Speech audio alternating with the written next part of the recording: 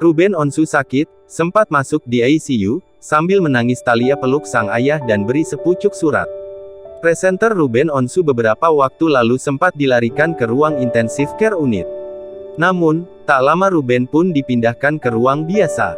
Lebih lanjut, Sarwendah mengungkapkan kondisi suaminya yang menyebabkan Ruben harus masuk rumah sakit.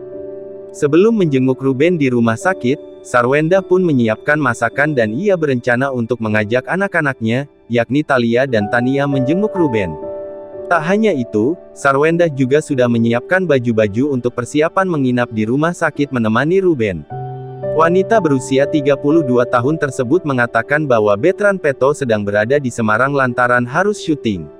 Dalam kesempatan tersebut, putri sulung Sarwendah dan Ruben, yakni Thalia tengah menulis sebuah surat untuk Ruben.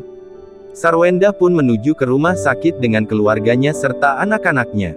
Sementara itu, Ruben tak menyangka bahwa Sarwendah sudah membawa baju-baju untuk menemaninya menginap di rumah sakit.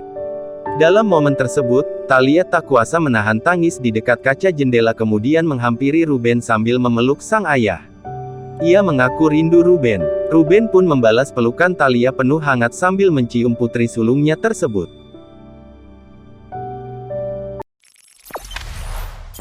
Jangan lupa subscribe, share, komen, dan like ya!